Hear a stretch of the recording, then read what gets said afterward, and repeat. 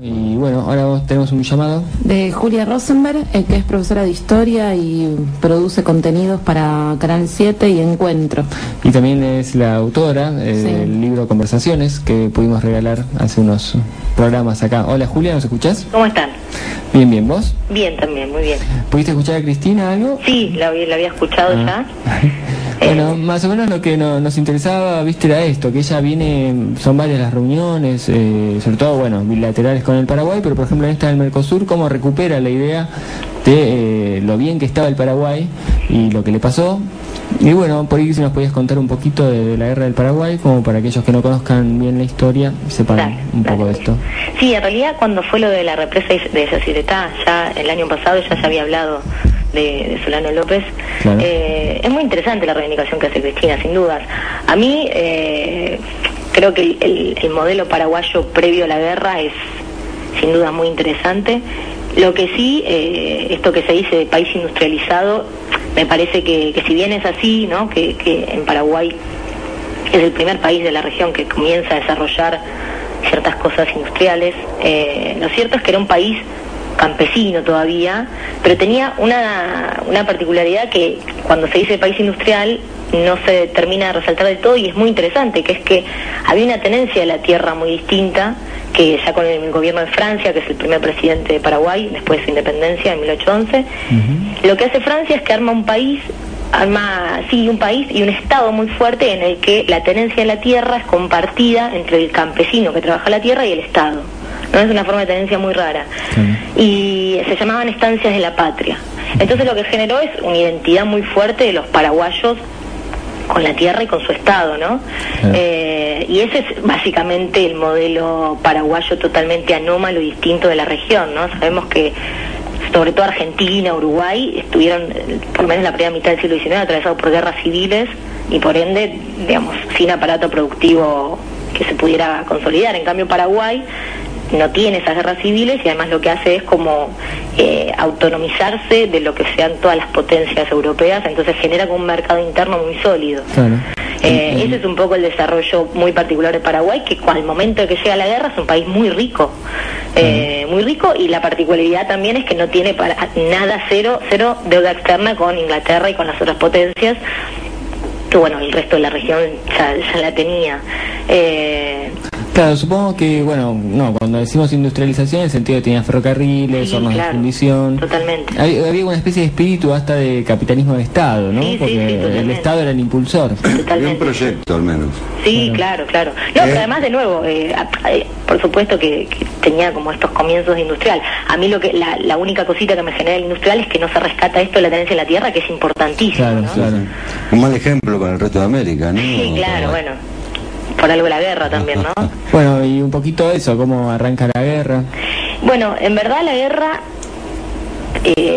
ya el año anterior, la guerra comienza en el año 1865. Ya el año anterior, en realidad 2 años anteriores, 1863 y 1864, lo que sucede es que los mismos países que después se enfrentan en la guerra, que son Argentina, Brasil y Uruguay contra Paraguay, ya se enfrentan por el Uruguay. Uruguay tenía un partido que para nosotros sería como federal, los federales, que era el Partido Blanco. Y el Partido Colorado hace como un intento de sacar ese gobierno e imponerse ellos, que para nosotros serían los unitarios. Y ya en ese momento Argentina, con Mitre en el poder, apoya al Partido Colorado, y el Imperio de Brasil apoya al Partido Colorado. Y ahí el Paraguay de ya Solano López, el mariscal, sale a apoyar al Partido Blanco.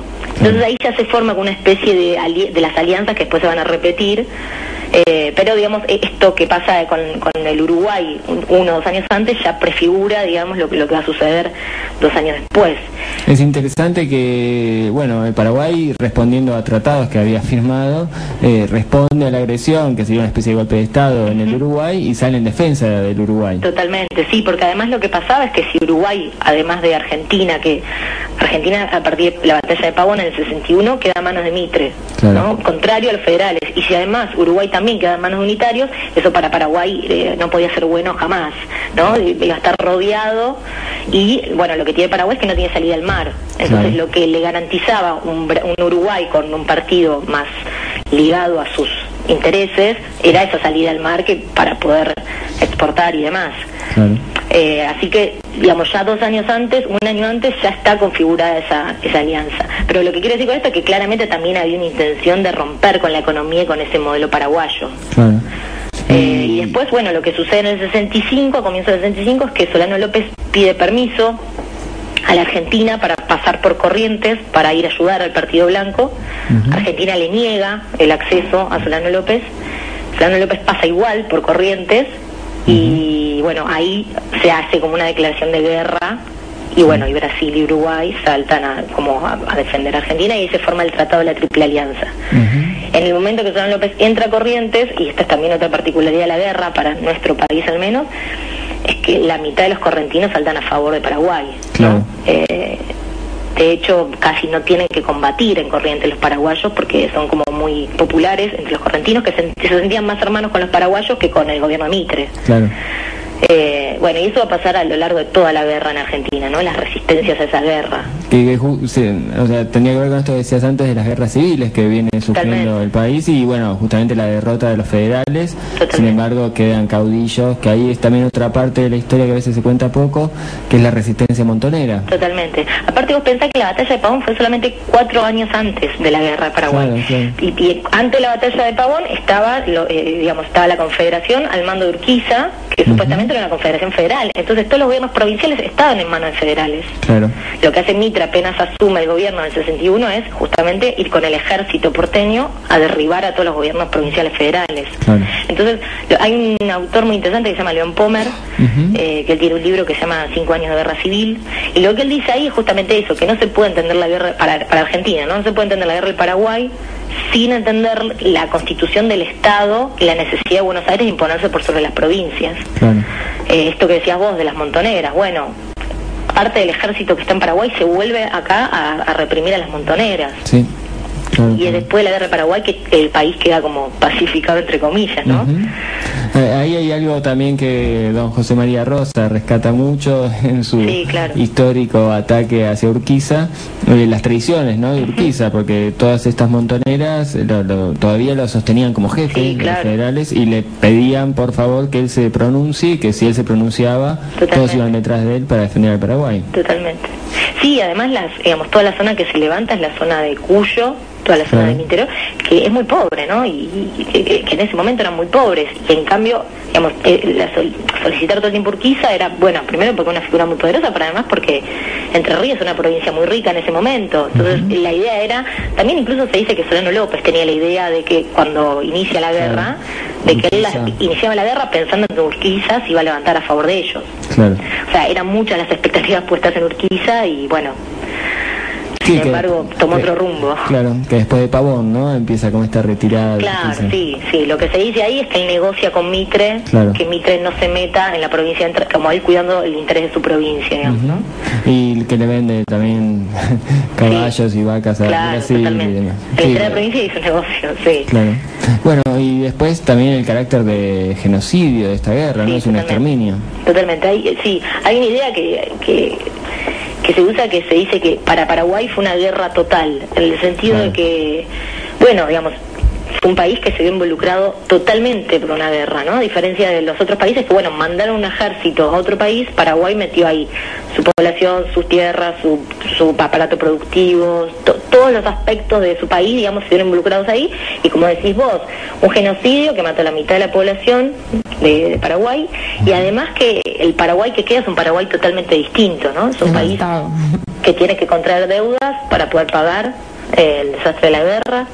Es un país que además los gobiernos que le siguen después de la muerte de Solano López son gobiernos que están totalmente obedeciendo los intereses argentinos y brasileros. De hecho, por ejemplo, se prohíbe el idioma guaraní cuando toda la población, el 90% de la población paraguaya hablaba guaraní. Y además, bueno, Argentina y Brasil se anexionan grandes porciones de tierra del Paraguay, ¿no? Que nunca fueron devueltas. Por ejemplo, Chaco y Formosa, que hoy son provincias argentinas, eran paraguayas antes de la guerra. Y una parte importante del Mato Grosso también.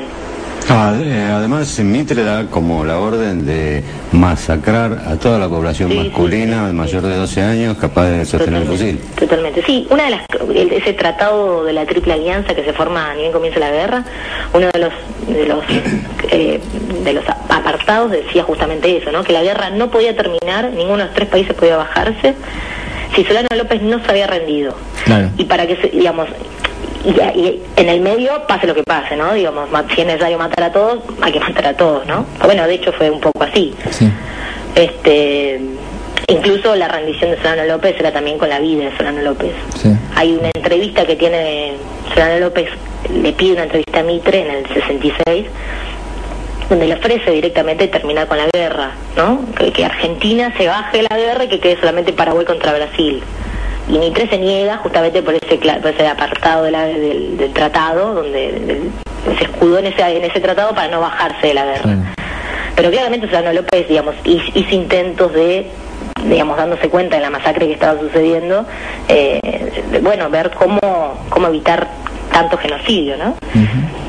Pero bueno, sí, así quedó. No tuvo una respuesta del otro lado. No, también otra de los vericuetos es la impericia militar de Mitre, ¿no? Sí, porque mientras estuvo al mando de la guerra, lo nombran como presidente, vaya al frente y es un desastre tras otro hasta que el Brasil lo echa, ¿no?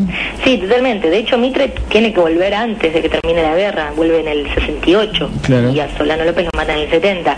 Y tiene que volver en parte porque no le está yendo bien en lo militar, pero además también porque se le prende fuego el país, ¿no? Claro, pero bueno, digamos, los brasileños lo invitan a volver a Argentina y ahí se hacen cargo ellos de la guerra. Y con Mitre vuelve buena parte del ejército argentino. Claro. De hecho, ya, digamos, se dice que que solamente Mitre mantiene el mando de lo militar la primera etapa de la guerra, ya después es como bajo las órdenes de los brasileros, ¿no? Claro. Hay algo en esto, por ahí para finalizar la reflexión, de cómo heredamos cierta conceptualización xenófoba hacia el Paraguay y hacia los compatriotas del Paraguay, ¿no? Porque todo este imaginario que tenemos sobre un pueblo que ha sido devastado, que ha tenido que renacer, y bueno, a costa de todo el sufrimiento que han tenido, y cómo nosotros seguimos viéndolos como en una situación de inferioridad y demás, es que eso también es una especie de resabio de esta guerra, ¿no? De esta línea. Totalmente. Y además lo que dice la presidenta, digamos, tiene algo de cierto, ¿no? La vergüenza que da a veces, ¿no? Sentir que con respecto a este episodio histórico, incluso si uno lo piensa, recién fue Perón en el año 55 el que le devuelve los trofeos de la guerra, o sea que pasaron 70 años en el medio y Argentina no tuvo un solo gesto para con el Paraguay, ¿no? Y bueno, y después de Perón a Cristina, que vuelve a hablar del tema, tampoco hubo. De hecho, en el centenario, en el festejo del centenario del 10 acá en Buenos Aires, desfila una carroza de excombatientes del Paraguay, no del Paraguay sino de la Argentina en la guerra del Paraguay, y como glorificándolos, ¿no? Sí, eso es interesante, el peronismo, ¿no? El que retoma esta lectura y reivindica al pueblo paraguayo. Bueno, Perón era general, ¿no? Del ejército del Paraguay y reivindicaba eso con mucho orgullo, tenía incluso el pasaporte paraguayo. Totalmente. Bueno, y Cristina sí viene reivindicando últimamente, y esta idea de si tocan a uno, tocan a todos, no volvamos a ser instrumentos del imperio para acabar una experiencia propia. Bueno, Julia, muchas gracias. A ustedes.